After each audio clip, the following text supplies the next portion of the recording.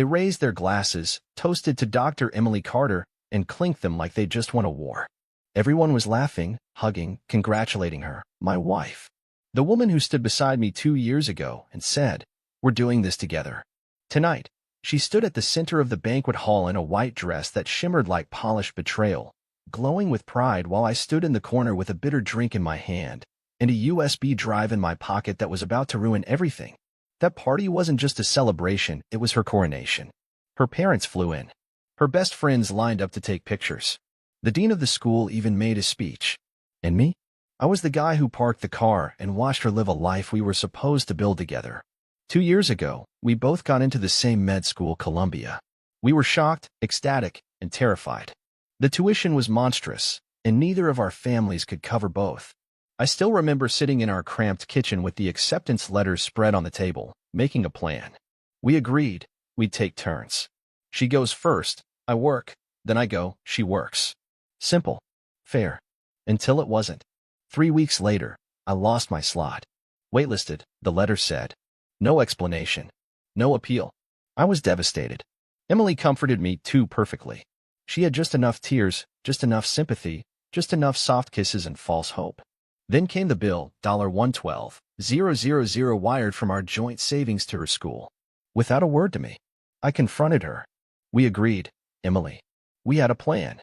She didn't even look up from her laptop. Plans change. That's it. No apology. No guilt. Like I was a roommate who had overstepped.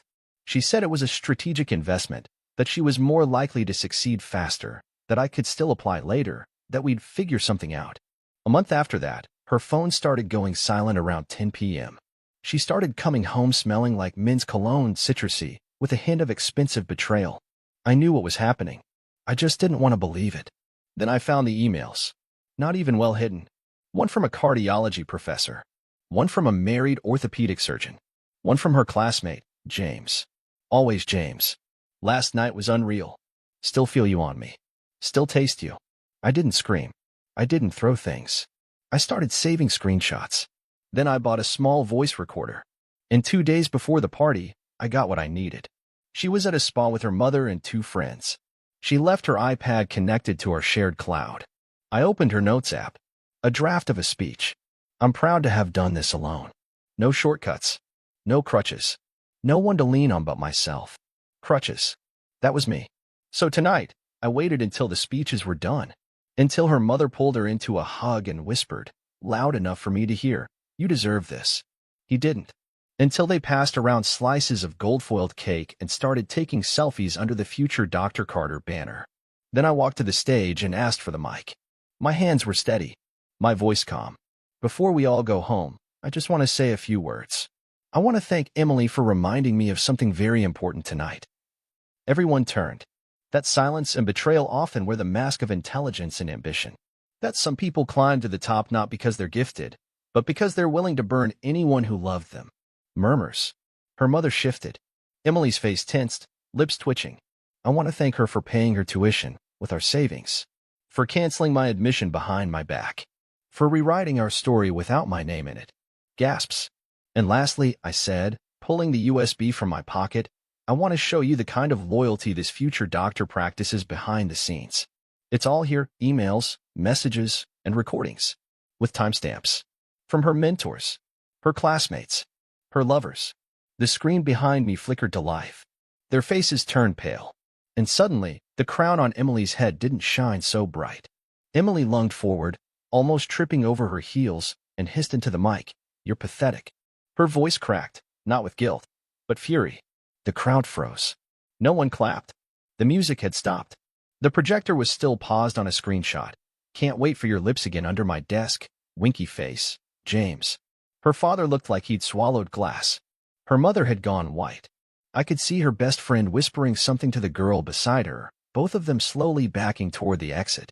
I turned the mic off. No more words were needed. Emily grabbed my arm. "You want to humiliate me? After all I did for us?" I yanked away. "You did for us? You bought your way in with my sacrifice. You stole my spot, my future, and now you think you're the victim. Because I earned it." She snapped. "You wouldn't have made it through first semester. I saw your MCT scores. You would have dragged us both down." I felt that one. Not because she was right, but because she believed she was. Somewhere along the line, the woman I loved convinced herself that ambition justified treachery, that stepping on me was noble, efficient. Her mom approached and whispered sharply, "You could have handled this in private." "No," I said, staring straight into her eyes. "You raised a woman who used me, discarded me, and then celebrated herself like she was a self-made queen. Tonight was her parade. I just provided the mirror." Emily tried to snatch the USB from my hand, but I was already walking away. I heard murmurs behind me. Shuffling. Phones coming out. The night unraveled fast. A couple of her professors slipped out the back. The dean quietly walked to the exit without a goodbye. She chased after me into the hallway, her heels clacking like gunshots. "You think you've ruined me?" she spat. "You think showing a few messages is going to end my career?" I turned, still calm. "Career? I don't care if you become the president of every hospital on the East Coast. This wasn't about your diploma, Emily. This was about your character." She scoffed. "Spare me the speech. You were weak. Always needed hand-holding. I got tired of dragging you. And you never once looked back to check if I was bleeding." She rolled her eyes, arms crossed. That smug look again. The one I used to misread as confidence. It was cruelty. It had always been cruelty. "Let me guess," she said, voice dripping with contempt. "You think you're the hero now? You think people are going to take your side? Please. They'll forget in a week. I'll still graduate. I'll still get my residency." I stepped in closer, lowered my voice. "You're right. People forget. But institutions don't. Columbia's honor board doesn't. HR departments don't. I didn't just bring proof of cheating on me. I brought proof of ethical violations, misconduct, favoritism, and bribes. You and your golden boy, James? You weren't just unfaithful. You broke code. They'll see everything. And you know what the worst part is?" She blinked. "I didn't do this out of revenge. I did it because somewhere, some kid just like me is about to get waitlisted again while someone like you lies, schemes, and slips through." For once, she had no answer. Her jaw clenched. She looked away. I walked to the parking lot, the cool night air hitting my face like release. I got into the car and sat still for a moment, listening to the silence. And then, behind me screaming, a sharp female voice. Her mother, yelling at her. I didn't look back. I just turned the key. The engine hummed like peace. I drove through the city like it didn't belong to me anymore. Like every street had been painted over with lies. My hands were steady on the wheel, but inside, everything was cracking in slow motion. You don't just walk away from someone you build a life with. You tear pieces of yourself off with every step. I didn't go home. Home didn't exist. It was just a place full of her smell, her things, her voice on voicemail she thought I didn't hear. So I drove to the lake, the one we used to sneak out to during finals week, swearing the stress would kill us unless we had pizza and made-out sessions under the stars. We carved our names into a tree there once. Hers was first. I stared at the black water for hours. No music. No talking. Just wind and silence and the occasional car passing behind me. The anger had burned out, and now the ache had settled in like a weight in my chest. It wasn't about med school. It wasn't even about James. It was about every moment she could have told the truth and didn't. Every opportunity to choose love and chose herself instead. My phone buzzed. Unknown number. I didn't answer. Then a message. "James, you didn't have to ruin everything, man. You think you're noble? You're just bitter." I almost laughed. Bitter? No. Bitter is quiet. This wasn't quiet. This was a firestorm. And it was just beginning. Next came a message from Emily. "Emily, hope you're proud of yourself. You embarrassed me. You embarrassed my family. My career is at risk. We could have handled this like adults." Adults? I typed back. Me. Adults don't steal futures. Adults don't lie with a straight face for 2 years. Adults don't turn love into a business plan. She didn't respond. I finally drove back around midnight. Parked 2 blocks away. I didn't want her to know I was coming. Quietly climbed the stairs. The lights were off. Her car was gone. Probably at her mom's. Or James's. Or whatever friend she hadn't burned yet. Inside, the apartment felt haunted. Still full of her perfume and her ambition. I walked through it like a museum. Picked up the framed photo from our anniversary, tossed it in a box. Her white coat hanging by the door, folded it in half, stuffed it in a garbage bag. Not out of spite. Just necessity. I needed space to breathe. Then I sat at the kitchen table. Pulled out the printouts. All the emails. All the call logs. A list of tuition payments that didn't line up with our shared account records. I had been so busy supporting her, I didn't notice the second checking account she opened in her name only. She'd been planning this for a while. Long before I found James. Long before the waitlist. I opened my laptop. Drafted an email. To Columbia Med Ethics Committee. Subject: formal complaint, academic misconduct, and faculty impropriety. Attached every single piece of evidence. Annotated. Timestamped. I paused before sending. This wasn't revenge anymore. It was reality correcting itself. There were rules. She broke them. And now, she had to face them. I clicked send. Felt my chest rise. For the first time in months, I could breathe all the way in. Then I saw something on the floor. A card. Probably fell off the fridge when I opened it earlier. It was from her first semester. A thank you card. From James. To Emily, thank you for always being the smartest one in the room. And the best one under the desk. J. Sharp, glossy paper. Gold script. Smiling, smug, disgusting. I lit it on the gas stove. Watched the flames curl the edges, turn the ink to ash. I didn't cry. Not because I wasn't broken, but because I was finally done pretending I wasn't. The next morning felt different. Not lighter. Not hopeful. Just clear. Like the fog had finally lifted, and I could see the wreckage for what it was. I didn't shave. Didn't shower. I just sat at the edge of the bed, our bed, and stared at the empty pillow next to mine. The one she used to sleep on. The one where she used to lie and whisper things that felt eternal but clearly had an expiration date. At 9:12 a.m., I got an email back from Columbia's ethics office. They had received the documentation and would be launching a formal inquiry. I stared at the screen, rereading that line until it felt carved into me. Then came the knock at the door. 3 firm raps. I opened it slowly. Emily. Her hair was pulled back into a perfect ponytail. No makeup. Sweatshirt. But still somehow curated. Like she wanted to appear humbled. I didn't say anything. Just stepped aside and let her walk in. She didn't ask. She walked around like she still owned the place. Picked up a mug. Poured herself coffee. Like nothing happened. Like the world hadn't just caved in around us. She finally sat across from me at the table and said, "I'm not here to apologize." Of course she wasn't.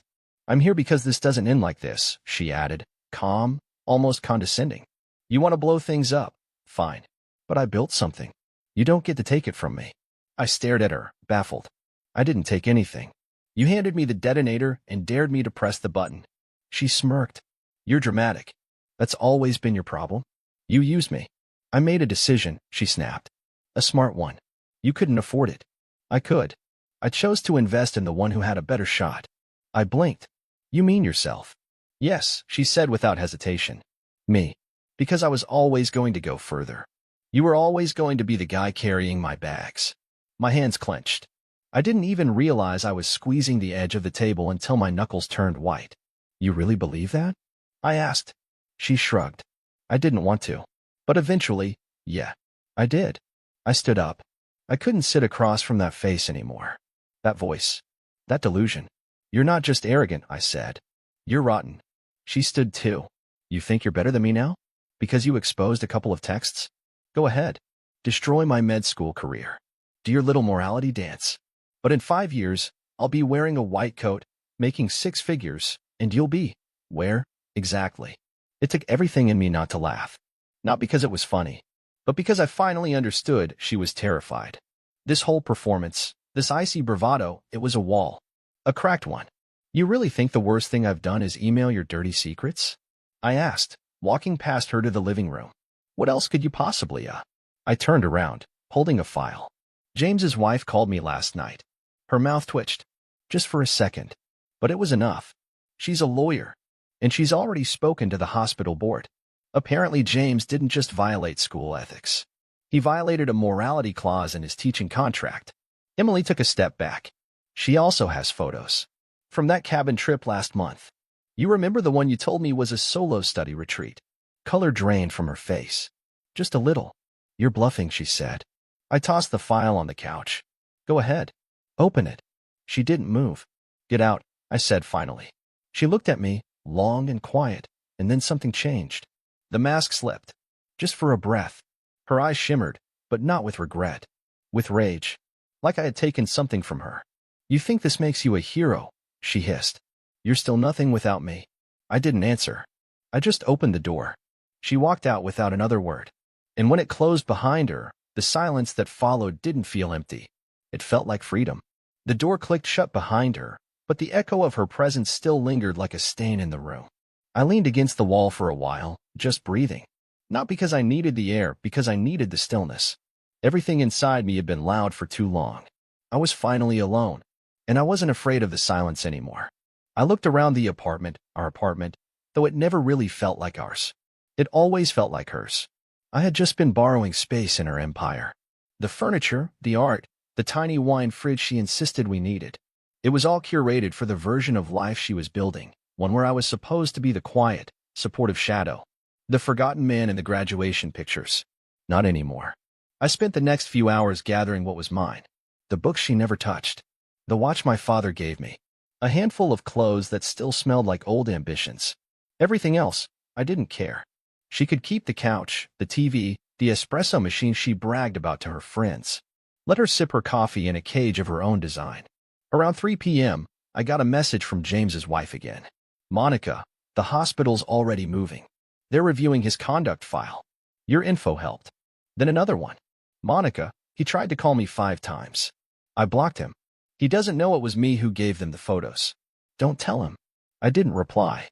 I didn't need to. Let them tear each other apart from the inside. They'd built their castle on deceit.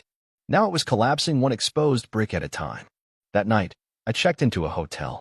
Nothing fancy. Just clean sheets and no memories.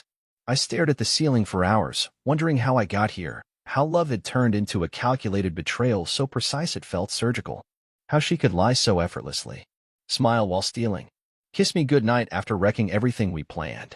But somewhere in the middle of that spiral, I felt something I hadn't felt in months. Relief. Because now, there was nothing left to lose. She took it all. The future, the partnership, the plan. And in return, she gave me the one thing she never intended to clarity. I was free. The next day, the call came. Mr. Carter? The voice asked. Yes. This is Dean Halvorson from Columbia's Office of Academic Integrity. We've reviewed your file. We'd like to speak to you further, in person if possible. I paused. My throat tightened. Of course. I can be there today. We'll expect you at 4:30. Click. I stared at my phone, then smiled. It wasn't just about her anymore. It was about what she thought I couldn't do. She killed my chances. Now I was going to rebuild them right in front of her. By 4:15, I was on campus. Tie tight, shoes polished, file folder under my arm. I walked through those doors not as the man who lost everything, but the man who survived it, who looked betrayal in the face and didn't blink. The receptionist waved me through. 2 faculty members waited in a conference room, glasses perched, suits pressed. I sat down, placed my folder on the table, and said, "Thank you for seeing me. I believe there's something you need to know, not just about Emily Carter, but about how she got here." And this time, when I spoke, I didn't tremble. Because she wasn't the only one who had a future worth fighting for. They listened. Every word. Not the kind of half-listening you get when people are just being polite. No. This was surgical. Calculated. Eyes narrowed. Pin scratching. They asked follow-up questions, real ones. Verified receipts. Confirmed screenshots. They asked about the secondary bank account she used to move tuition money. They noted the timing of my revoked offer. They weren't shocked, but they were disturbed. I could see it in the way the older man leaned forward, like he was piecing together a puzzle he didn't want to finish. When I was done, they were quiet. Then the woman on the left, Dr. Morgan, said, "If what you're saying holds, there could be grounds not only for her expulsion, but for criminal inquiry." I didn't nod. I didn't smirk. I just said, "I don't want to destroy her. I want the truth to matter." And for once, the truth actually felt like it did. They thanked me, promised formal communication within the week, and asked if I'd be willing to make a statement on record if needed. I agreed. Gladly. Then I left. As I walked out of that building, I didn't feel victorious. I didn't feel like some avenger or crusader. I just felt clean. Like I'd been dragging a corpse behind me for 2 years and had finally let go of the rope. That night, I went back to the apartment one last time. It was dark inside. Empty.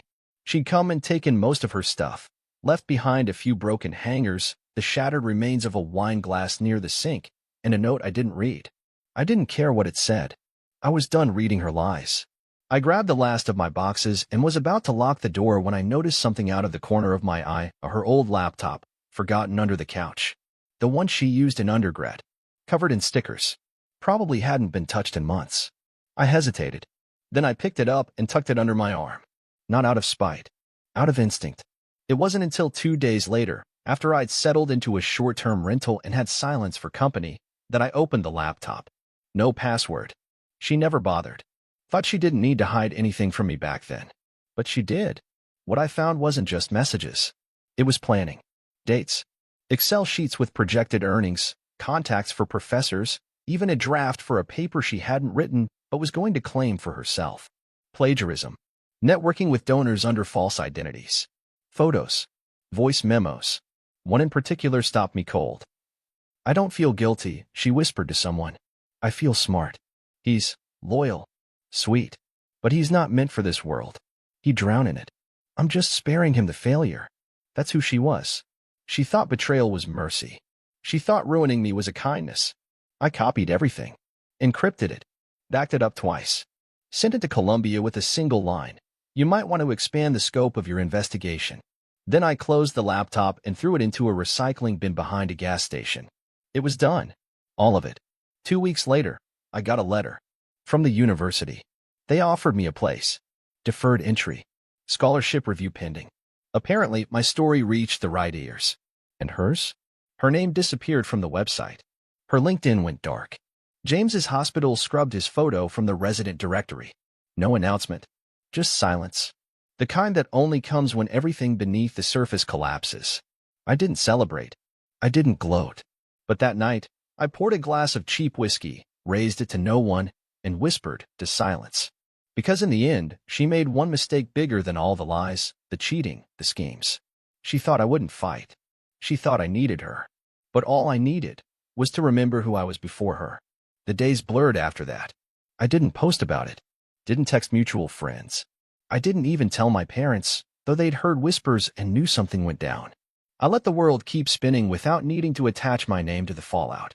She could tell whatever story she wanted, if anyone still answered her calls. But quietly, life started coming back. I started volunteering at a local clinic a few nights a week. Not glamorous, not prestigious, but real. People in pain. People who needed help. I wasn't a doctor yet, not even close, but they let me shadow, handle paperwork, translate for patients. And for the first time in years, I felt like I was doing something that wasn't about proving her wrong. It was just about doing something right. Sometimes I caught myself imagining what she'd say if she saw me there, maybe something sharp and condescending, like, "You're still playing assistant, huh?" But that voice in my head faded with each week. I stopped measuring my progress against her shadow. I started measuring it by the man I was becoming.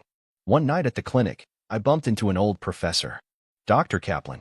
He used to teach us pre-med ethics back in undergrad. He looked me up and down, then said, "Didn't expect to see you here." I shrugged. Didn't expect to be here. He paused. Heard what happened. Quietly, of course. Whole department's still buzzing. They'll never say it, but you did the right thing. I didn't know what to say to that. He looked around, leaned in, and said, "Just promise me something." "What's that?" "When they finally hand you that white coat, wear it better than she ever would have." That one hit me harder than I expected. After he walked off, I sat alone in the break room and stared at the vending machine. Cheap snacks. Flickering light. Nothing special. And I just smiled. Because for once, there wasn't a plan. No great scheme. No ambition tied to someone else's timeline. Just me, doing what I could, one day at a time. A week later, I got an email. Scholarship approved. Full ride. I stared at it for a long time. Then I laughed. Out loud. Alone in my rented apartment with boxes I still hadn't unpacked. The kid who was told he wasn't enough just got told, "We believe in you." I never told her. Never messaged. Never gloated. She didn't deserve that satisfaction. I left her where she belonged, in the ruins of her own making. I heard later that James left the city. Emily moved back in with her parents. Her mom apparently had a breakdown trying to manage the situation. Someone said she was trying to apply to med schools in the Caribbean. No one was accepting. Poetic. But I didn't revel in it. Because by then, I'd already let her go. The last piece of her died the night I stood in front of a class of incoming students, part of a peer orientation group they threw together for new admits. And as I introduced myself, I realized I didn't think about her once that morning. Not when I shaved. Not when I tied my tie. Not when I walked into that building she once claimed as hers. I was free. No more lies. No more shadows. Just the slow, steady climb of a man who learned the hard way that love should never feel like a transaction. And betrayal? It doesn't break you. It wakes you up. 1 year later, I stood in front of a hospital mirror, straightening the collar of my white coat. It still felt unreal. The badge with my name on it. The clipped ID. The stethoscope hanging like a symbol of everything I wasn't supposed to become. They said I wouldn't make it. She said I wouldn't make it. But there I was. Breathing. Standing. Living proof that rock bottom isn't where you end. It's where you dig deeper. I left the past behind for real the day I got a letter. From her. No return address. Just my name, and her handwriting still flawless, still practiced. I opened it. A single page. I heard. You got in. Guess you proved me wrong. Hope it was worth everything you lost. I stared at it for a moment. Then I smiled. Folded it in half. Dropped it into the trash can next to the nurse's station. Didn't even rip it. Because I didn't need to. The past doesn't deserve destruction. It deserves forgetting. And that's what she became.